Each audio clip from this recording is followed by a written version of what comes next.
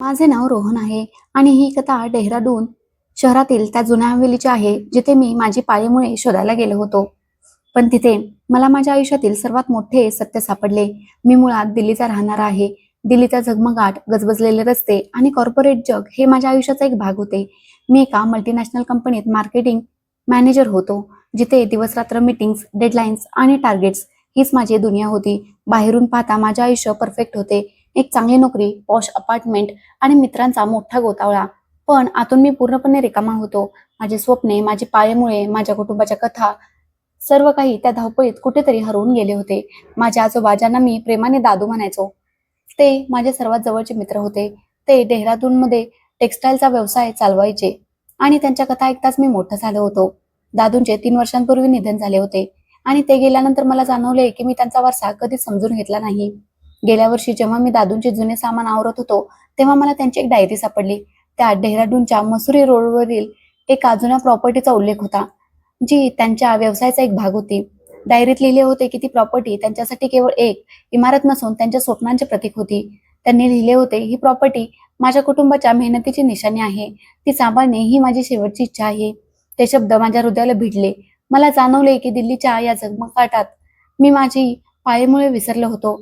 मी ठरवले की मी डेहराडूनला जाऊन ती प्रॉपर्टी पाहीन आणि दादूंच्या आठवणी पुन्हा एकदा जगेन. माझ्या कंपनीने मला 6 महिन्यांची सुट्टी देण्याचे मान्य केले आणि मी कोणताही विलंब न करता डेहराडूनचे तिकीट बुक केले. डेहराडूनला येण्याचा माझा उद्देश केवळ प्रॉपर्टी पाहणे हा नव्हता. मला माझ्या आयुष्याचा उद्देश शोधायचा होता. दिल्लीत मी एका यंत्रासारखा जगत होतो, पण डेहराडूनमध्ये मला ती शांतता, त्या कथा आणि ती पाळीमुळे हवी होती, जी दादूंनी मला दिली होती. मी मसुरी रोडवर एक छोटे अपार्टमेंट भाड्याने घेतले आणि त्या प्रॉपर्टीचा शोध सुरू केला. डेहराडून, जिथे पर्वतांची थंड हवा आणि शहराचा झगमगाट एकत्र श्वास घेतात, तिथे मसुरी रोडवर एक जुनी हवेली होती. तिचे जीर्ण झालेले लाकडी दरवाजे, बंद खिडक्या आणि भिंतींवरून उखडलेला रंग जणू काही काळाच्या ओघात अडकल्यासारखे वाटत होते. आजूबाजूला उंच इमारती, चकचकीत मॉल्स आणि ही कॉफी शॉप्स होते, पण ही हवेली आपल्याच शांततेत बुडालेली होती. जणू शहराच्या धावपळीपासून वेगळी आपलीच दुनिया ती जगत होती. मला समजले की हे सुनील, अमित, अमोल, तुषार, रमन आणि जीवन या 7 भावांचे आणि त्यांची सर्वात लहान बहीण संध्याचे घर होते. संध्या, जी आपल्या 7 मोठ्या भावांची लाडकी होती, ती या कुटुंबाचा जीव होती. पण शहरात त्यांच्याबद्दल वेगवेगळ्या चर्चा होत असत. काही तर इतक्या घाणेरड्या होत्या की ऐकून मन खराब व्हावे. एका कॅफेमध्ये मी लोकांना कुजबुजताना ऐकले, 7 भाऊ इतके यशस्वी, चांगला व्यवसाय, तरीही कुणाचेच लग्न झालेले नाही. नक्कीच काहीतरी गडबड आहे. एका महिलेने चहाचा घोट घेत म्हटले, संध्याला तर कधी बाहेर पाहिलेच नाही. भाऊ तिला कैद करून ठेवतात की आणखी काही चालू आहे. मोहल्ल्यातला काकू तर आणखी खालच्या पातळीवर जाऊन बोलायच्या. एक म्हणाली, त्या हवेलीतून रात्री विचित्र आवाज येतात, जसं कोणी रडत आहे. ऐकलंय की भाऊ आपल्या बहिणीसोबत चांगलं वागत नाहीत, म्हणूनच तर एवढ्या तरुण मुलीचं लग्न लावून देत नाहीत. दुसरीने हसत टोमणा मारला, 7 तरुण पुरुष आणि एक सुंदर बहीण घरात बंद. नक्कीच काहीतरी चुकीचं चालू आहे. या घाणेरड्या गोष्टी ऐकून माझे रक्त सळसळले, पण मी गप्प राहिलो. दिल्लीच्या कॉर्पोरेट जगात मी खूप काही पाहिले होते, पण अशा घाणेरड्या अफवा माझ्यासाठी नव्हत्या. मला जाणून घ्यायचे होते की सत्य काय आहे. हवेलीकडे पाहून माझे मन अस्वस्थ झाले. हे फक्त एक जुने घर नव्हते, त्याच्या शांततेत काहीतरी लपलेले होते. मी विचार केला, कदाचित दादूंच्या प्रॉपर्टीचा शोध मला या हवेलीच्या रहस्यांपर्यंत घेऊन जाईल. मी एका लोकल कॉफी शॉपमध्ये रवीची भेट घेतली. तो गंभीर होता, एका रिअल इस्टेट कंपनीचा मालक, ज्याचे नाव डेहराडूनच्या बिझनेस सर्कलमध्ये ओळखले जायचे. त्याच्या डोळ्यात एक खोली होती, जणू तो कोणते तरी ओझे वाहत आहे. मी त्याला हवेलीबद्दल विचारले, रवी, ही जुनी हवेली तुमची आहे? खूप रहस्यमय वाटते. तो हलकेच हसला आणि म्हणाला, हो, आमचं घर आहे. जुनं आहे, पण आमचं आहे. त्याच्या हास्यात काहीतरी लपलेले होते, जणू तो विषय टाळू पाहत होता. मी त्याला आणखी प्रश्न विचारले नाहीत, पण माझ्या मनात प्रश्नांचे वादळ उठले होते. 7 भावांचे लग्न न होण्याचे रहस्य काय होते? लोक म्हणायचे की ते आपल्या बहिणीवर इतके प्रेम करतात की आपल्या आयुष्याबद्दल विचारच करत नाहीत. पण काही लोक घाणेरड्या गोष्टीही करायचे, खूप घाणेरडे बोलायचे. एकदा जिममध्ये मी 2 मुलांना बोलताना ऐकले. एक म्हणाला, ऐकलंय ते भाऊ आपल्या बहिणीला बाहेर पडू देत नाहीत, कदाचित तिचा गैरफायदा घेतात. दुसरा हसला, होऊ शकतं, एवढी सुंदर मुलगी आणि घरात बंद. नक्कीच काहीतरी गडबड आहे. मी रागाने त्यांच्याकडे पाहिले आणि ते गप्प झाले. पण या गोष्टी माझ्या डोक्यात बसल्या होत्या. हे खरंच असं होतं की या फक्त शहरातल्या घाणेरड्या अफवा होत्या? दिल्लीत मी अशा गॉसिप्सकडे दुर्लक्ष करायला शिकलो होतो, पण इथे या गोष्टी माझे हृदय पोखरत होत्या. दुसऱ्या दिवशी मी जवळच्या एका मंदिरात गेलो, जिथे मी पहिल्यांदा संध्याला पाहिले. ती तिचा भाऊ अमोल सोबत होती. तिच्या सलवार सूटमध्ये साधेपणा होता आणि चेहऱ्यावर अशी शांतता होती, जणू ती या गोंगाट करणाऱ्या शहराची नाहीच. तिच्या डोळ्यात एक उदासी होती, जी माझ्या हृदयाला भिडली. माझा श्वासच रोखला गेला. मी अमोलला विचारले, ही कोण आहे? त्याने शांत शब्दात सांगितले, आमची सर्वात लहान बहीण संध्या. त्या क्षणी मला वाटले की मी तिला नेहमीपासून ओळखतो, पण शहरवासियांच्या गोष्टी माझ्या डोक्यात फिरत होत्या. आणखी एका प्रसंग एका सलूनमध्ये मी काही बायकांना बोलताना ऐकले. एक म्हणाली, 7 भाऊ, सगळे तरुण आणि एक सुंदर बहीण. मला तर वाटतं त्या लोकांनी त्या मुलीला चुकीच्या पद्धतीने अडकून ठेवले, म्हणूनच तर तिचं लग्न करत नाहीत. दुसरीने होकारार्थी मान हलवली. हो, आणि ती मुलगी कधी बाहेर का पडत नाही? नक्कीच काहीतरी चुकीची गोष्ट आहे. या गोष्टी ऐकून माझे मन आणखी अस्वस्थ झाले. मी विचार करू लागलो की हे खरं कसं काय असू शकतं. पण मग मी संध्याच्या डोळ्यांची आठवण काढली, त्यात असलेली ती शांतता आणि उदासी. जर भाऊ चुकीचे असते तर संध्या इतकी शांत राहू शकली असती का? दिल्लीच्या माझ्या आयुष्यात मी शिकलो होतो की लोक इतरांचा आनंद सहन करू शकत नाहीत, आणि कदाचित डेहराडूनमध्येही हेच घडत होते. तरीही मला सत्य जाणून घ्यायचे होते. मी ठरवले की मला या कुटुंबाला अधिक जवळून ओळखावे लागेल. मी रवीसोबत मैत्री वाढवण्याचा प्रयत्न केला. एके दिवशी जेव्हा आम्ही कॉफी शॉपमध्ये बसलो होतो, मी त्याला विचारले, रवी, तुम्ही लोक इतके रिझर्व का आहात? शहरात तर लोक मोकळेपणाने जगतात. तो हसून म्हणाला, आमचं कुटुंब हीच आमची दुनिया आहे. आम्हाला बाहेरचा झगमगाट आवडत नाही. पण त्याच्या डोळ्यात एक विचित्र अस्वस्थता होती. मी त्याला आणखी प्रश्न विचारले नाहीत, पण माझ्या मनात सस्पेन्स आणखी वाढला. शहरात एक जुने गोदाम होते, जे मसुरी रोड पासून थोडे बाजूला होते. लोक त्याबद्दल भयानक कथा सांगायचे. एकदा एका टॅक्सी ड्रायव्हरने सांगितले, साहेब, त्या गोदामाजवळ रात्री विचित्र आवाज येतात. लोक म्हणतात की तिथे काहीतरी मोठा अपघात झाला होता. मी विचारले, कसला अपघात? त्याने मान हलवली. माहित नाही, पण ऐकले की हवेलीवाल्यांच्या याच्याशी काहीतरी संबंध आहे. या गोष्टीमुळे माझ्या मनात आणखी प्रश्न निर्माण झाले. मी विचार केला की कदाचित दादूंच्या प्रॉपर्टीचा शोध मला या गोदामाच्या रहस्यापर्यंत घेऊन जाईल. 7 भावांचे लग्न न होण्याचे रहस्य काय होते? लोक त्यांच्या लहान बहिणीबद्दल इतक्या घाणेरड्या गोष्टी का बोलत होते? ते खरंच संध्याला कैद करून ठेवायचे की आणखी काही होते? मी हवेलीतील सर्वात लहान भाऊ जीवनसोबत मैत्री केली. तो कॉलेज स्टुडंट होता, कदाचित 20 किंवा 21 वर्षांचा, खोडकर पण निष्पाप. एके दिवशी जेव्हा तो हवेली बाहेर आपल्या मित्रांसोबत बाईकवर मजा करत होता, मी त्याच्याशी बोलायला सुरुवात केली. जीवन, बाईक तर खूप कूल आहे तुझी, मी हसत म्हणालो. त्याने अभिमानाने आपली बाईक दाखवली आणि म्हणाला, भैया, ही माझा जीव आहे. आमचे बोलणे सुरू झाले. मी त्याला विचारले, तुम्ही लोक शहरातल्या कार्यक्रमांना का जात नाही? डेहराडूनमध्ये तर इतके सारे फेस्टिवल्स असतात, आणि तुझी दिदी बाहेर का येत नाही? त्याने निष्पापपणे हसत सांगितले, दिदीला गोंगाट आवडत नाही. ती घरातच खुश असते. भैया लोक म्हणतात की शहरात वाईट लोक आहेत. आणि आमचं लग्न? रवी भैया म्हणतात की आधी दिदीचं आयुष्य सेट होऊ दे, मग आपण विचार करू. त्याच्या निरागसतेने मला आणखी गोंधळात टाकले. काय भाऊ लोक खरंच फक्त संध्याच्या काळजीपोटी आपलं आयुष्य पणाला लावत होते, की शहरवासियांच्या घाणेरड्या गोष्टींमध्ये काही तथ्य होतं? मी रवीशी याबद्दल बोलण्याचा प्रयत्न केला. एके दिवशी जेव्हा आम्ही एका रेस्टॉरंटमध्ये डिनर करत होतो, मी विचारले, रवी, तुम्ही सर्व इतके चांगले आहात, तरीही तुम्ही सर्वांनी लग्न का केले नाही बरं? आणि लोक तुमच्या बहिणीबद्दल इतक्या चुकीच्या गोष्टी का बरं बोलतात? रवीचा चेहरा कडक झाला. तो म्हणाला, लोकांना फक्त गप्पा मारण्याची सवय असते. त्यांना फक्त नावं ठेवायला आठवतं. आम्ही आमच्या बहिणीवर जीवापाड प्रेम करतो. तिचं आयुष्य सेट होईपर्यंत आम्ही आमच्याबद्दल विचार करू शकत नाही. त्याच्या आवाजात वेदना होती, पण त्याने आणखी काही सांगितले नाही. मी पाहिले की त्याच्या डोळ्यात एक विचित्र भीती होती. मला वाटले की तो काहीतरी लपवत आहे. दिल्लीत मी शिकलो होतो की लोक अनेकदा सत्य लपवतात, पण इथली ही भीती काही वेगळंच कथा सांगत होती. शहरवासियांच्या गोष्टी माझ्या डोक्यात फिरत होत्या. एकदा एका पार्कमध्ये मी काही लोकांना बोलताना ऐकले. एक म्हणाला, ते हवेलीवाले भाऊ आपल्या बहिणीला बाहेर पडू देत नाहीत. ऐकले की ते लोक तिचा गैरफायदा घेतात. दुसरा म्हणाला, हो, म्हणूनच तर तिचं लग्न ते करत नाहीत. इतकी सुंदर मुलगी आणि घरात बंद, काहीतरी नक्कीच गडबड आहे. मी रागाने त्यांच्याकडे पाहिले आणि ते गप्प झाले. पण या गोष्टी माझ्या मनाला खूप जास्त टोचत होत्या. मी विचार करू लागलो की हे खरं कसं काय असू शकतं. पण मग मी संध्याच्या डोळ्यांची आठवण काढली. त्यात असलेली ती शांतता, ती उदासी. जर भाऊ चुकीचे असते तर संध्या इतकी शांत राहू शकली असती का? मी ठरवले की मला या कुटुंबाला आणखी जवळून समजावे घ्यावे लागेल.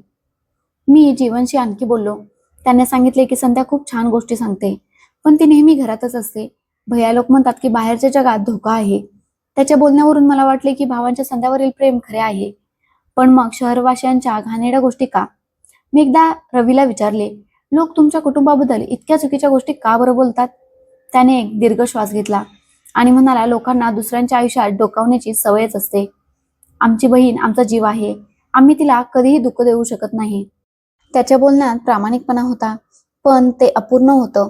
मला वाटत होतं की हवेलीची शांतता आणि शहरवासियांची कुजबूज एखाद्या मोठ्या रहस्याकडे बोट दाखवत होती.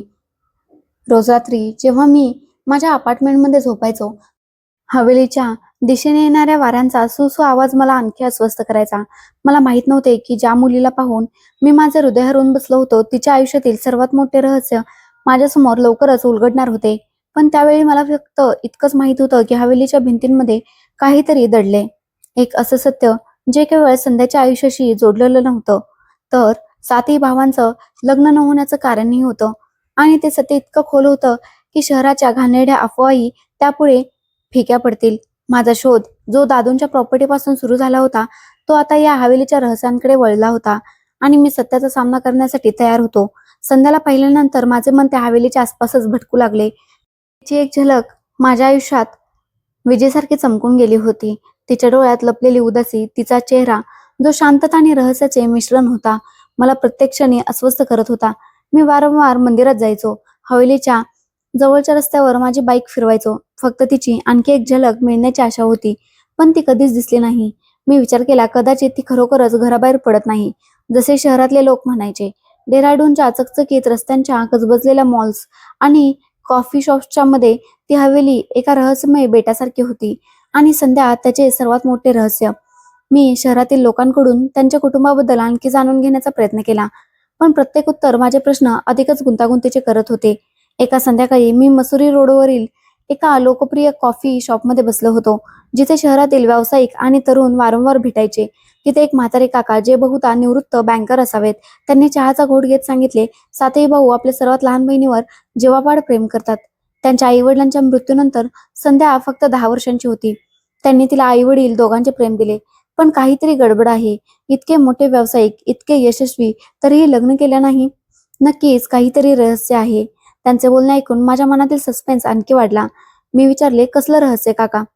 त्यांनी मान हलवली आणि रहस्यमय अंदाजात म्हणाले, माहीत नाही बेटा, पण ती हवेली कोणतं साधंसुधं घर नाही. त्यांचे बोलणे अपूर्ण होते, जणू ते मुद्दाम काहीतरी लपवत होते. दुसऱ्या दिवशी मी माझ्या अपार्टमेंट जवळील मार्केटमध्ये गेलो. तिथे मोहल्ल्यातल्या काकू भाजी खरेदी करताना गप्पा मारत होत्या. मी एका काकूला कुजबुजताना ऐकले, संध्याला बाहेर पडू देत नाहीत. ऐकले की ते लोक तिला कैद करून ठेवतात. कदाचित कसली तरी भीती आहे किंवा एखादं जुनं स्कॅन्डल. दुसऱ्या काकूने टोमणा मारला, स्कॅन्डलच असणार. 7 तरुण पुरुष आणि एक सुंदर मुलगी घरात बंद. काहीतरी नक्कीच चुकीचं आहे. त्यांच्या गोष्टी इतक्या घाणेरड्या होत्या की माझे रक्त सळसळले. मी विचार केला की लोक इतक्या खालच्या पातळीवर कसे काय बोलू शकतात. पण त्यांच्या बोलण्याने माझ्या मनात शंकेचे बीज पेरले. खरोखरच भाऊ लोक संध्यासोबत काही चुकीचे करत होते का? की या फक्त शहरातल्या घाणेरड्या अफवा होत्या? मी ठरवले की मला स्वतः सत्य जाणून घ्यावे लागेल. एके दिवशी रवीने मला हवेलीत कॉफीसाठी बोलावले. मी पहिल्यांदाच हवेलीच्या आत गेलो आणि तिथले वातावरण मला थोडे विचित्र वाटले. बाहेरून जीर्ण दिसणारी हवेली आतून स्वच्छ होती, पण तिच्या भिंतींमध्ये एक प्रकारचा थंडपणा होता. लिव्हिंग रूम मध्ये जुने फर्निचर, लाकडी नक्षीदार टेबल आणि भिंतींवर काही जुनी छायाचित्रे होती. मी पाहिले की फोटोमध्ये 7 भाऊ आणि एक लहान मुलगी होती, कदाचित संध्या. पण तिच्या आईवडिलांचा कोणताही फोटो नव्हता. रवीने मला बाकीच्या भावांशी ओळख करून दिली. रवी गंभीर आणि रिअल इस्टेट व्यावसायिक होता, ज्याच्या आवाजात एक प्रकारचा अधिकार होता. सुनील हसरा होता, एक मार्केटिंग गुरु, जो आपल्या गोड बोलण्याने कोणालाही इम्प्रेस करू शकत होता. अमित रागीट आणि जिम ट्रेनर होता, ज्याचे स्नायू पाहूनच लोक घाबरायचे. अमोल शांत आणि प्रोफेसर होता, जो पुस्तकांमध्ये हरवलेला असायचा. तुषार निष्पाप आणि शेफ होता, ज्याने कॉफीसोबत आम्हाला स्वतः बनवलेल्या कुकीज खाऊ घातल्या. रमन आर्टिस्ट होता, ज्याची पेंटिंग्स हवेलीच्या भिंतींवर लावली होती. आणि जीवन कॉलेजचा विद्यार्थी, जो अजूनही लहान मुलासारखा वाटायचा. सगळे वेगवेगळे होते, पण एक गोष्ट समान होती, संध्यावरील त्यांचे प्रेम. मी रवीला विचारले, तुम्ही लोक इतके रिझर्व का आहात? डेहराडूनमध्ये तर लोक मोकळेपणाने जगतात. तो हसून म्हणाला, आमचं कुटुंब हीच आमची दुनिया आहे. शहराचा झगमगाट आम्हाला आवडत नाही. पण त्याच्या डोळ्यात एक अस्वस्थता होती, जणू तो काहीतरी लपवत आहे. संध्याला भेटण्याच्या आशेने मी मंदिरात जाणे सुरूच ठेवले. एका संध्याकाळी जेव्हा सूर्य मावळत होता आणि मंदिराच्या अंगणात हलकासा गारवा पसरत होता, तेव्हा मी तिला पुन्हा पाहिले. ती मंदिराच्या पायऱ्यांवर बसली होती. ती आपला भाऊ अमोल सोबत होती. तिचा सलवार सूट फिक्या गुलाबी रंगाचा होता आणि वाऱ्यात तिचा ओढणी उडत होती. तिचे केस मोकळे होते आणि बटा तिच्या चेहऱ्यावर येत होत्या. ती मंदिराच्या पुजाऱ्याशी काहीतरी बोलत होती. तिचा आवाज इतका मवाळ होता की जणू वाऱ्यात विरघळत असावा. मी काही अंतरावर उभा राहून तिला पाहत राहिलो. माझ्या हृदयाची धडधड वाढली. मी हिम्मत करून अमोलजवळ जाण्याचा निर्णय घेतला. तो मंदिराबाहेर एका बाकावर बसून पुस्तक वाचत होता. मी त्याच्याशी बोलायला सुरुवात केली. हाय, मी आदित्य. तुम्ही इथे नेहमी येता? त्याने पुस्तकावरून नजर वर केली आणि शांत शब्दात म्हणाला, हो, कधी कधी. मी त्याच्या बाजूला बसलेल्या मुलीकडे बोट दाखवत विचारले, ती कोण आहे? त्याने माझ्याकडे रोखून पाहिले आणि म्हणाला, आमची सर्वात लहान बहीण आहे संध्या. त्याच्या आवाजात एक विचित्र अभिमान होता, पण त्याचबरोबर एक हलकीशी भीती. मी हसून म्हणालो, ती खूप शांत वाटते. अमोल हलकेच हसला आणि म्हणाला, हो, ती अशीच आहे. मी आणखी बोलण्याचा प्रयत्न केला, पण तो पटकन उठला आणि संध्याला बोलावून निघून गेला. मी पाहिले की संध्याने माझ्याकडे क्षणभर पाहिले आणि तिच्या डोळ्यात एक प्रश्न होता. माझ्या मनात प्रचंड खळबळ उडाली. ती कोण होती? तिच्या उदासीचे रहस्य काय होते? ज्या दिवशी रवीने मला एकांतात बोलावले, त्या दिवशी माझे आयुष्यच बदलले. आम्ही मसुरी रोडवरील एका शांत रेस्टॉरंटमध्ये बसलो होतो, जिथे हलकी पियानोची धून वाजत होती. रवीचा चेहरा गंभीर होता. त्याच्या डोळ्यात एक विचित्र अस्वस्थता होती. त्याने कॉफीचा घोट घेत हळूच म्हटले, आदित्य, तू मला चांगला माणूस वाटतोस. तू संध्याशी लग्न करशील का? मी थक्क झालो. माझ्या मनात संध्याबद्दल प्रेम तर होतेच. ते प्रेम जे तिची एक झलक पाहून माझ्या हृदयात जागृत झाले होते. पण इतक्या लवकर लग्न?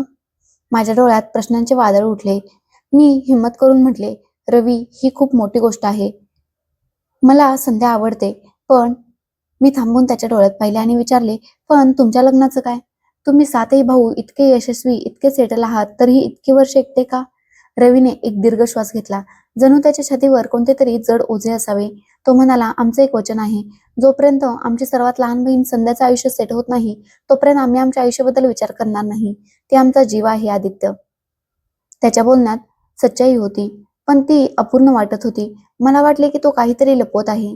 त्याच्या डोळ्यात एक विचित्र भीती होती, जणू तो एखादे रहस्य दडपून बसला आहे. मी होकार दिला, पण माझ्या मनात सस्पेन्स आणखीनच वाढला.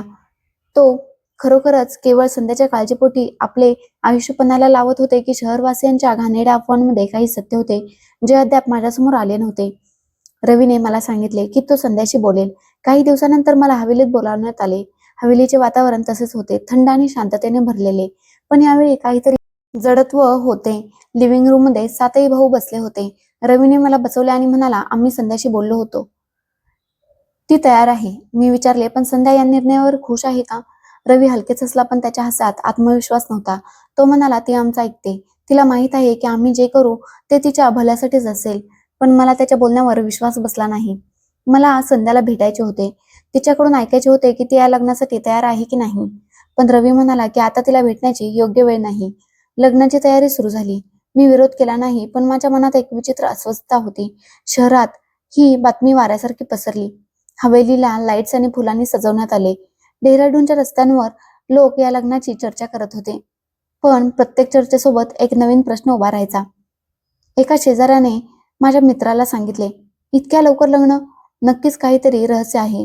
दुसरा म्हणाला, कदाचित भाऊ लोक आपल्या बहिणीच्या जबाबदारीतून मुक्त होऊ पाहत असतील. काही लोक आणखी खालच्या पातळीवर जाऊन बोलायचे. एका कॅफेमध्ये मी दोन महिलांना कुजबुजताना ऐकले ते भाऊ आपल्या बहिणीसोबत चुकीचं वागतात. आता कदाचित ते तिला दुसऱ्याची हवाली करून आपली सुटका करून घेऊ इच्छितात.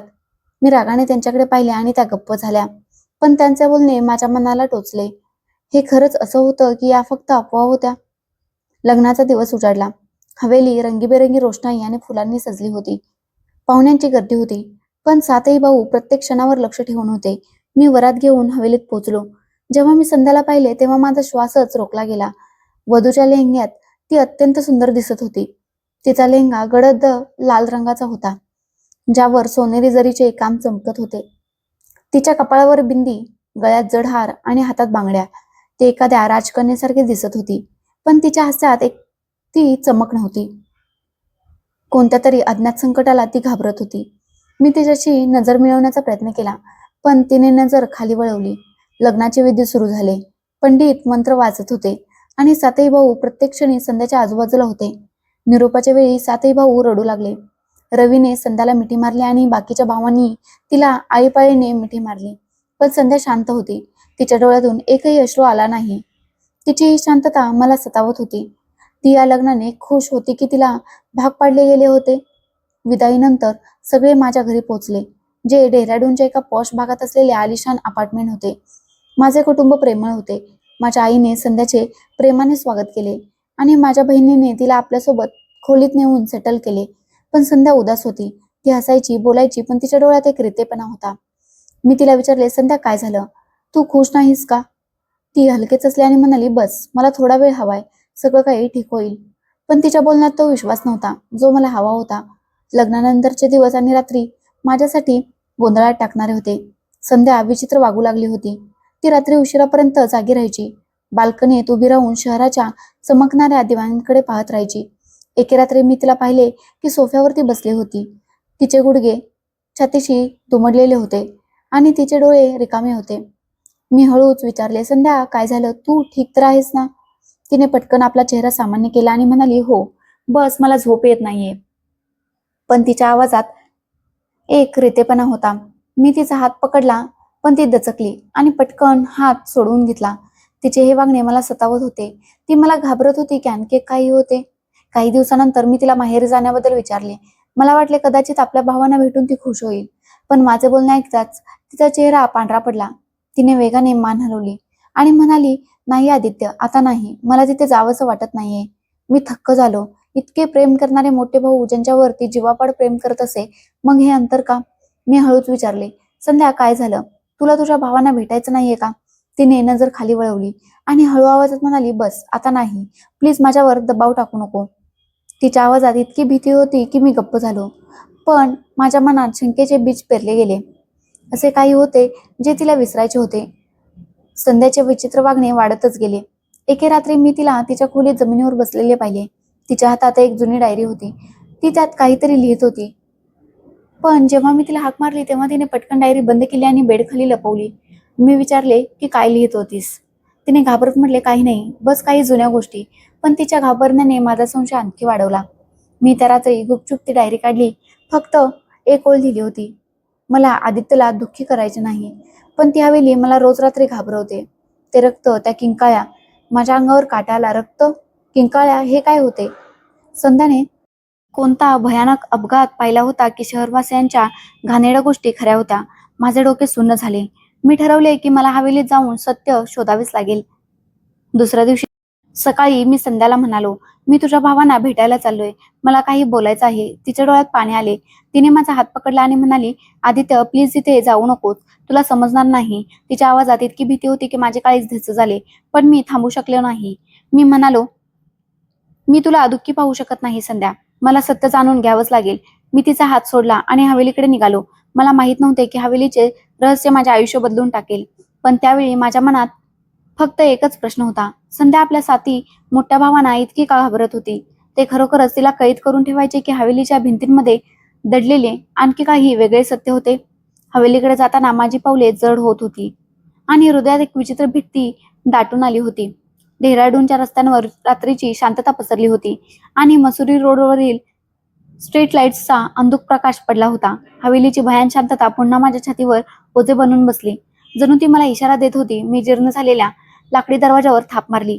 काही क्षणांच्या शांततेनंतर दरवाजा उघडला आणि जो समोर उभा होता त्याच्या डोळ्यात एक विचित्र अस्वस्थता होती. पण त्याने हसण्याचा प्रयत्न केला. आदित्य आत ये, तो मला म्हणाला आणि मला लिव्हिंग रूम मध्ये घेऊन गेला. तिथे सातही भाऊ बसले होते, रवी, सुनील, अमित, अमोल, तुषार, रमण आणि जीवन. खोलीत अंधुक प्रकाश होता आणि जुन्या फर्निचरचा वास हवेत दरवळत होता. मी पाहिले की त्याच्या हसण्यात एक कृत्रिमपणा होता. जणू माझ्या येण्याने ते अस्वस्थ झाले आहेत. मी संध्याचा विषय काढला. रवी सध्या ठीक नाहीये. ती रात्री जागी राहते, घाबरते. काय प्रकरण आहे नक्की? मला खरं सांगा. रवीने नजर खाली वळवली आणि म्हणाला, ती नवीन जागा, नवीन आयुष्य, तिला वेळ लागेल. बाकीच्या भावांनाही होकारार्थी मान हलवली, पण कोणीही काही बोलले नाही. अमित, जो नेहमी रागीट असायचा, तो फक्त इतकाच म्हणाला, तू तिची काळजी घे आदित्य, ती आमचा जीव आहे. त्यांच्या बोलण्यात सच्चाई होती, पण ती अपूर्ण वाटत होती. मला वाटले की ते काहीतरी लपवत आहेत नक्कीच. मी आणखी प्रश्न विचारण्याचा प्रयत्न केला, पण रवीने विषय टाळला आणि म्हणाला, रात्र झाली आहे, तू इथेच थांब, आपण सकाळी बोलू. मला संध्याच्या जुन्या खोलीत थांबायला सांगण्यात आले आणि खोली लहान होती पण स्वच्छ होती. कोपऱ्यात एक जुने लाकडी कपाट होते, ज्याच्या दरवाजाला वाळवी लागली होती. खिडकीतून थंड हवा येत होती आणि बाहेरून येणारा सुसू आवाज माझ्या कानात घुमत होता. मी अस्वस्थ होतो. संध्याच्या डायरीतील त्या ओळी, ते रक्त, त्या किंकाळ्या माझ्या डोक्यात सतत फिरत होत्या. मी स्वतःला शांत करण्याचा प्रयत्न केला, पण त्या खोलीचे वातावरण मला अधिकच अस्वस्थ करत होते. रात्रीच्या शांततेत मी कपाटाकडे पाहिले. ते जणू मला खुणावत होते. माझ्या मनात एक विचित्र भीती होती, पण जिज्ञासा त्याहूनही मोठी होती. मी हिंमत एकवटली आणि कपाट उघडले. लाकडी दरवाजा करकरला आणि आतल्या धुळीने माझ्या नाकात जळजळ झाली. कपाटात काही जुने कपडे, तुटलेले बूट आणि भरपूर कागदपत्रे होती. मी कागदपत्रे चाळायला सुरुवात केली, तेव्हाच माझी नजर एका जुन्या वर्तमानपत्रावर पडली. त्याच्या हेडलाईनने माझे हृदय पिळवटून टाकले. डेहराडूनच्या हवेलीत धक्कादायक घटना. लहान मुलीने आपल्या आईवर अत्याचार होताना पाहिले. मानसिक धक्क्याने गेली कोमात. मी थरथरत्या हातांनी ते वर्तमानपत्र उचलले. बातमीत लिहिले होते की 10 वर्षांपूर्वी रात्रीच्या अंधारात काही गुंडांनी हवेलीवर हल्ला केला होता. संध्याच्या आईवर बलात्कार करून तिची निर्घृण हत्या करण्यात आली होती. सध्या, जी त्यावेळी फक्त 10 वर्षांची होती, तिला तिच्या 7 मोठ्या भावाने कसेबसे वाचवले होते. पण या घटनेने तिला मानसिकदृष्ट्या उद्ध्वस्त केले होते. बातमीत एका मानसोपचार तज्ज्ञाच्या अहवालाचाही उल्लेख होता. रुग्ण संध्याला गंभीर PTSD आहे, म्हणजे रक्त, हिंसा किंवा किंकाळे यांसारख्या गोष्टी तिला ट्रिगर करू शकतात. तिला दीर्घकाळ उपचारांची गरज आहे. माझे डोळे पाणावले. मी वर्तमानपत्र एका बाजूला ठेवले आणि कपाटात आणखी शोध घेतला. तिथे एक जुनी डायरी होती, ज्याच्या कव्हरवर संध्या असे लिहिले होते. मी ती उघडली. तिचे हस्ताक्षर थरथरणारे होते, जणू तिने भीत भीत लिहिले असावे. एका पानावर लिहिले होते, मी आईला वाचवू शकले नाही. मी प्रयत्न केला, पण ती निघून गेली. ते रक्त, त्या किंकाळ्या, मी त्यांना विसरू शकत नाही. भीती मला आतून खात आहे. माझ्या हृदयावर जणू कोणीतरी मोठा दगड ठेवल्यासारखे वाटले. मी डायरी बंद केली आणि ती छातीशी धरून बसलो. संध्याने एवढे मोठे दुःख सहन केले होते आणि मी तिला समजून घेऊ शकलो नाही. पण माझ्या मनातले प्रश्न आणखी वाढले. ते गुंड कोण होते? ते अजूनही शहरात होते का? आणि 7 भावांनी लग्न का केले नाही? ते खरंच संध्याच्या देखभालीसाठी आपले आयुष्य पणाला लावत होते की आणखी काही कारण होते? सकाळी मी रवीला भेटलो. तो हवेलीच्या बागेत उभा होता, जिथे काही सुकलेली झाडे आणि एक जुने पाक होते. मी वेळ न घालवता थेट विचारले, रवी, मी वर्तमानपत्र वाचलं आहे, मला खरं सांग की नक्की काय झालं होतं? रवीचा चेहरा पांढरा पडला. त्यांनी दीर्घ श्वास घेतला आणि म्हणाला, तू ते सगळं वाचलंस? ठीक आहे, मी सांगतो.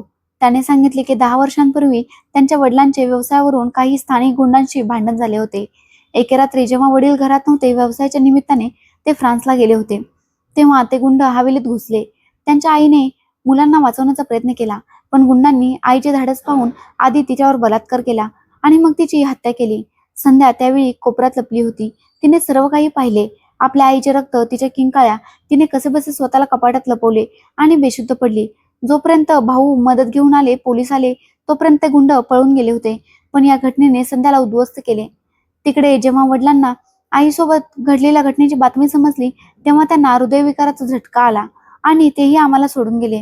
रवी म्हणाला, ती महिनोन्महिने बोलू शकली नाही. आम्ही तिला दिल्लीच्या बड्या डॉक्टरांना दाखवले, पण तिची भीती कमी झाली नाही. आम्ही 7 भावांनी शपथ घेतली की जोपर्यंत संध्याचे आयुष्य सेट होत नाही, तोपर्यंत आम्ही आमच्या आयुष्याबद्दल विचार करणार नाही. त्याच्या आवाजात वेदना होती, पण डोळ्यात एक भीतीही होती. मी विचारली, ते गुंड नक्की कोण होते? ते अजूनही शहरात आहेत का? रवीने नजर फिरवली आणि म्हणाला, ती जुनी गोष्ट आहे, आता तो धोका नाही. पण त्याच्या आवाजात विश्वास नव्हता. मला वाटले की तो नक्कीच आणखी काहीतरी लपवत आहे माझ्यापासून. मला ते जुने गोदाम आठवले, ज्याच्याबद्दल शहरातील लोक भयानक गोष्टी बोलायचे. मी रवीला विचारले, त्या गोदामाचं नक्की काय प्रकरण आहे? लोक म्हणतात की तिथे रात्री विचित्र आवाज येतात. रवीने पटकन म्हटले, त्या फक्त अफवा आहेत, तिथे काहीच नाही. पण त्याच्या घाबरण्याचे माझा संशय आणखी वाढवला. मी ठरवले की मला आणखी खोलात जावे लागेल. मी रवीला म्हणालो, मी संध्यासाठी सत्य जाणून घेऊ इच्छितो. जर काही लपवले असेल तर मला सांगा. रवीने माझ्या डोळ्यात पाहिले आणि म्हणाला, आदित्य, तू तिची काळजी घे, ती आमचा जीव आहे. हो. तिला हवेलीतल्या गोष्टींची आठवण करून देऊ नकोस. त्या तिला ट्रिगर करतात. त्याच्या बोलण्याने माझ्या मनात आणखी प्रश्न निर्माण केले. मी हवेलीतून बाहेर पडलो, पण माझे मन शांत नव्हते. मी विचार करत होतो की संध्याची भीती फक्त त्या अपघातामुळे होती की आणखी काही होते. ते गुंड अजूनही शहरात होते का? आणि रवी इतका का घाबरत होता? मी ठरवले की मला त्या गोदामापर्यंत जावेच लागेल. पण त्यावेळी मला माहित नव्हते की हवेलीचे रहस्य फक्त वर्तमानपत्राच्या हेडलाईन पुरते मर्यादित नव्हते. ते रहस्य आणखी खोल होते आणि त्याचा एक भाग अजूनही हवेलीच्या भिंतींमध्ये दडलेला होता. मी माझ्या अपार्टमेंटच्या दिशेने बाईक दामटली, पण माझ्या मनात एक प्रश्न वारंवार उठत होता. संध्याची भीती फक्त भूतकाळाची होती की वर्तमानातही तिला काही धोका होता? शहरात परतल्यावर मी संध्याच्या हवेलीबद्दल काहीच बोललो नाही. त्या वर्तमानपत्राने आणि डायरीने माझ्या मनात वादळ निर्माण केले होते. पण मला संध्याला माझ्या अस्वस्थतेची जाणीव होऊ द्यायची नव्हती. मी तिला माझ्या प्रेमाने आणि विश्वासाने सावरण्याचे ठरवले. रोज सकाळी मी तिला डेहराडूनच्या रेस कोर्समध्ये पार्कमध्ये घेऊन जायचो, जिथे हलके संगीत आणि झाडांची सावली तिला थोडा दिलासा द्यायची. मी तिला कॉफी शॉपमध्ये माझ्या जुन्या कॉलेजच्या गोष्टी सांगायचो, हसवण्याचा प्रयत्न करायचो. हळूहळू तिच्या हसण्यात थोडी चमक दिसू लागली, पण तिच्या डोळ्यातील रितेपणा अजूनही माझ्या हृदयाला टोचत होता. मी पाहिले की ती छोट्या छोट्या गोष्टींना घाबरायची. अचानक झालेला मोठा आवाज किंवा रात्री रस्त्यांवरून जाणाऱ्या गाड्यांचा गोंगाट. एके रात्री जेव्हा आम्ही बाल्कनीत उभे होतो, एका मोटरसायकल वेगाने गेली. त्या आवाजाने संध्या दचकली आणि माझ्या पाठीमागे लपली. जणू काहीतरी धोका आहे. मी तिचा हात पकडला आणि म्हणालो, संध्या, मी आहे ना, घाबरण्याची काहीच गरज नाही. तिने माझ्याकडे पाहिले आणि तिच्या डोळ्यात अश्रू होते. ती हळू आवाजात म्हणाली, तुला समजणार नाही आदित्य, काही गोष्टी विसरता येत नाहीत. तिच्या बोलण्याने माझ्या मनातील सस्पेन्स अधिकच वाढला. मला माहित होते की तिची भीती त्या अपघाताशी जोडलेली होती, पण ते फक्त भूतकाळ होता की अजूनही कोणताही धोका होता? मी ठरवले की संध्याला तिच्या भीतीचा सामना करावाच लागेल. एका संध्याकाळी जेव्हा आम्ही आमच्या अपार्टमेंटमध्ये बसलो होतो, मी तिला म्हणालो, संध्या, आपल्याला त्या हवेलीच्या छतावर जावं लागेल, जिथे तुझी भीती लपलेली आहे. जोपर्यंत तू तिचा सामना करणार नाहीस, तोपर्यंत ती तुला आतून खात राहील. माझे बोलणे ऐकून ती थरथर कापली. तिचा चेहरा पांढरा पडला आणि तिने मान हलवत म्हटले, नाही आदित्य, मी तिथे जाऊ शकत नाही. ती जागा, ती मला मारून टाकेल. तिच्या आवाजात इतकी भीती होती की माझे हृदय पिळवटून निघाले. पण मी तिचा हात पकडला आणि म्हणालो, मी तुझ्यासोबत आहे, तू एकटी नाहीस. माझ्या विश्वासाने तिला थोडी हिंमत दिली आणि ती तयार झाली. दुसऱ्या दिवशी आम्ही हवेलीसाठी निघालो. वाटेत ती शांत होती. तिची बोटे माझ्या हातात घट्ट रोवली होती. हवेलीत पोहोचताच तिचे शरीर थरथर कापू लागले. मी तिला मिठी मारली आणि म्हणालो, तू माझ्यावर विश्वास ठेव, सगळं ठीक होईल. रवी आणि बाकीच्या भावांना मी आधीच सांगितले होते की आम्ही येत आहोत. ते आम्हाला गेटवर भेटले, पण त्याच्या डोळ्यातही एक विचित्र भीती होती. हवेलीच्या आत ती भयान शांतता पुन्हा माझ्या अंगावर आली. मी संध्याला तिच्या जुन्या खोलीत घेऊन जाण्याचा निर्णय घेतला. खोलीचा दरवाजा उघडताच थंड वाऱ्याची झुळूक आली आणि संध्याने माझा हात आणखी घट्ट पकडला. खोलीत ते जुने कपाट होते, तोच साधा पलंग आणि भिंतीवर एक छोटा फोटो, ज्यामध्ये संध्या आपल्या आईसोबत हसत होती. संध्याची नजर त्या कोपऱ्याकडे गेली, जिथे तिने आपल्या आईला मरताना पाहिले होते. तिचे डोळे विस्फारले आणि ती किंचाळली, आई, आई, मला सोडून जाऊ नकोस. तिची किंचाळी इतकी भेदक होती की माझ्या अंगावर काटा आला. ती माझ्या छातीला बिलगली आणि बेशुद्ध पडली. मी घाबरलो. मी तिला पलंगावर झोपवले आणि रवीला बोलावले. रवी आणि अमोल धावत आले. रवीने संध्याच्या तोंडावर पाणी शिंपडले आणि अमोलने तिचा हात धरून हळूहळू थोपटला. काही वेळानंतर संध्याचे डोळे उघडले, पण तिचा चेहरा अजूनही पांढरा पडला होता. तिने माझ्याकडे पाहिले आणि हळू आवाजात म्हणाली, मला माफ कर आदित्य, मी प्रयत्न करत आहे. मी तिच्या कपाळाचे चुंबन घेतले आणि म्हणालो, तू खूप हिंमत दाखवलीस. पुढील एक आठवडा मी संध्याची काळजी घेतली. आम्ही हवेलीतच थांबलो, कारण रवी म्हणाला होता की तिला अचानक शहरात नेणे योग्य होणार नाही. हळूहळू संध्याची प्रकृती सुधारली. एके सकाळी जेव्हा ती हवेलीच्या बागेत बसली होती, ती मला म्हणाली, माझी भीती हवेलीची नव्हती, त्या आठवणींची होती. तू मला शिकवलंस की भीतीवर विजय मिळवता येतो. तिच्या डोळ्यात पहिल्यांदाच एक हलकीशी चमक होती. मी तिला मिठी मारली, पण माझ्या मनात अजूनही प्रश्न होते. मला माहित होते की कथा अजून संपलेली नाही. त्या रात्री रवीने मला एकांतात बोलावले. तो हळू आवाजात म्हणाला, आदित्य, तू संध्याला खूप हिंमत दिलीस, पण अजून एक गोष्ट आहे. त्या गुंडांपैकी एक, भैरू, अजूनही शहराच्या बाहेरील भागात लपून बसला आहे. माझ्या अंगावर काटा आला. मी विचारले, तो अजूनही धोका आहे का? रवीने नजर खाली वळवली आणि म्हणाला, आम्हाला माहित नाही, पण लोक म्हणतात की तो गोदामाच्या आजूबाजूला दिसतो. मला शहरवासियांच्या गोष्टी आठवल्या. एकदा एका टॅक्सी ड्रायव्हरने सांगितले होते, तो भैरू रात्री गोदामाजवळ दिसतो. लोक म्हणतात तो भूत झाला आहे. माझ्या मनात भीती होती, पण संध्यासाठी मी तयार होतो. मी रवीला म्हणालो, आपल्याला हा धोका संपवावा लागेल. तोपर्यंत संध्या पूर्णपणे बरी होणार नाही. रवीने माझ्याकडे पाहिले आणि त्याच्या डोळ्यात एक विचित्र मिश्रण होते, भीती आणि कृतज्ञतेचे. मी ठरवले की मला त्या गोदामापर्यंत जावे लागेल आणि भैरूचे सत्य जाणून घ्यावे लागेल. पण त्यावेळी मला माहित नव्हते की हे सत्य केवळ संध्याची भीती संपवणार नव्हते, तर हवेलीची शांतताही भंग करणार होते. संध्याने तिच्या भीतीचा सामना केल्यानंतरही माझे मन शांत नव्हते. रवीने भैरूबद्दल जे काही सांगितले ते डोक्यात माझ्या वारंवार घुमत होते. तो गुंड ज्याने संध्याच्या आईची हत्या केली होती, अजूनही डेहराडूनच्या बाहेरच्या भागात लपलेला होता. मी ठरवले की हा धोका नष्ट करावाच लागेल, जेणेकरून संध्या पूर्णपणे तिच्या भीतीतून मुक्त होऊ शकेल. मी रवी आणि बाकीच्या भावांना बोलावले. एका रात्री आम्ही हवेलीच्या लिव्हिंग रूम मध्ये बसलो होतो. खोलीत अंधुक प्रकाश होता आणि बाहेरून थंड हवा खिडक्यांना धडकत होती. मी म्हणालो, रवी, आपल्याला भैरूला शोधावंच लागेल. जर तो अजूनही शहरात असेल तर संध्या कधीच शांततेने जगू शकणार नाही. रवीच्या डोळ्यात भीती होती, पण त्याने संमितदर्शक मान हलवली. सुनील, जो नेहमी हसतमुख असायचा, तो म्हणाला, आदित्य, हा धोकादायक प्रकार असू शकतो. भैरू एकटा नाहीये, त्याचे काही जुने साथीदारही असू शकतात. अमितने आपल्या भारदस्त आवाजात म्हणले. धोका असावा नसो, आपण आपल्या बहिणीसाठी काही करू. बाकीच्या भावांनी होकार दिला. मी पाहिले की सात ही भावांमध्ये संध्यासाठी एक अतूट प्रेम होते, जे मला आणखी हिंमत देत होते.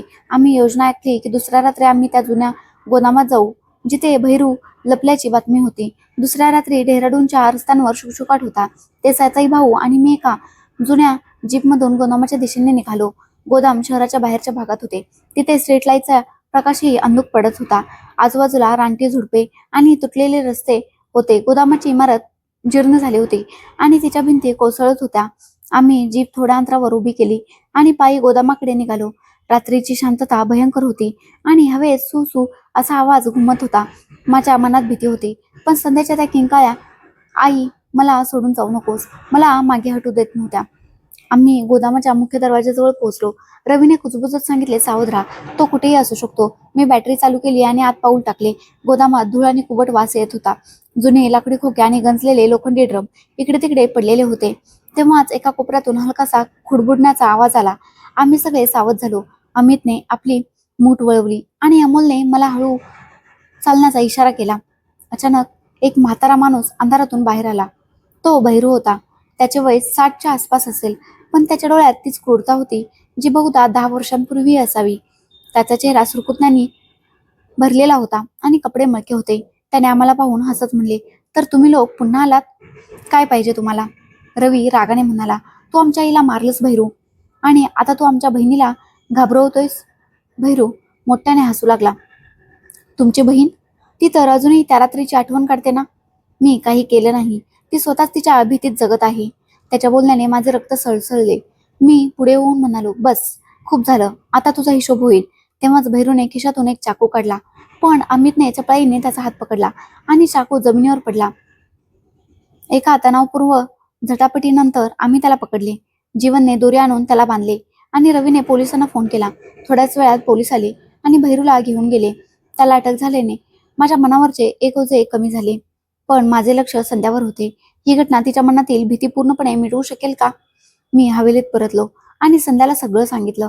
तिच्या डोळ्यात अश्रू होते, पण यावेळी ते भीतीचे नसून सुटकेचे, शांतीचे होते. ती म्हणाली, आदित्य, तू मला आयुष्य परत दिलंस. दुसऱ्या दिवशी ती हवेलीच्या बागेत आपल्या साथी मोठ्या भावांना मिठी मारून उभी होती. रवीने तिच्या कपाळाचे चुंबन घेतले आणि बाकीच्या भावांनीही तिला आळीपाळीने मिठी मारली. तो क्षण इतका भावूक होता की माझेही डोळे पाणावले. शहरात ही बातमी पसरली आणि आता लोक संध्याला योद्धा म्हणू लागले. जे लोक पूर्वी घाणेरड्या अफवा पसरत होते, ते आता तिच्या धाडसाचे कौतुक करत होते. आता अफवांना पूर्णपणे विराम लागला होता. सातही भावांनी आता आपापल्या आयुष्याबद्दल विचार करायला सुरुवात केली. रवीने मला सांगितले की तो आता लग्नाचा विचार करत आहे, कारण संध्या आता सुरक्षित होती. हवेलीची भयान शांतता आता संपली होती. तिच्या भिंतींमध्ये आता हास्य आणि आशेचे आवाज घुमत होते. संध्या आणि मी आमच्या अपार्टमेंटमध्ये एक नवीन जीवन सुरू केले. ती आता रात्री बाल्कनीत घाबरून नव्हे तर शहराच्या चमकणाऱ्या दिव्यांकडे हसत पाहत असे. आम्ही अनेकदा पार्कमध्ये फिरायला जायचो आणि ती मला तिच्या बालपणाच्या गोष्टी सांगायची. तिच्या डोळ्यात आता ते रितेपणा राहिला नव्हता. या कथेने मला खूप काही शिकवले. भीती कितीही मोठी असली तरी तिला जिंकण्याचा एकच मार्ग आहे, तिचा सामना करणे. आणि प्रेम ही अशी ताकद आहे जी कोणतेही रहस्य उलगडू शकते, कोणतीही जखम भरून काढू शकते. संध्याची हिंमत आणि सात भावांचा त्याग मला नेहमी आठवण करून देत राहील की कुटुंबाचे प्रेम आणि एकमेकांच्या पाठीशी उभं राहणं हीच आयुष्यातील सर्वात मोठी ताकद आहे. या कथेचा सर्वात मोठा धडा हाच आहे की आपल्या भीतीला कवटाळा, कारण तिच्याशी लढण्यातच तुमचा खरा विजय आहे. आणि जेव्हा प्रेम आणि हिंमत सोबत असते तेव्हा कोणतीही भयान शांतता कायमची भंग पाहू शकते. मित्रांनो, आशा करते की तुम्हाला आमची कथा आवडली असेल. कथा आवडली असेल तर व्हिडिओला लाईक करा. चॅनेलवर नवीन असाल तर चॅनेलला सबस्क्राईब करा. आणि हो, नोटिफिकेशन बेल नक्की दाबा, जेणेकरून पुढील अपडेट सर्वात आधी तुम्हाला मिळेल. धन्यवाद.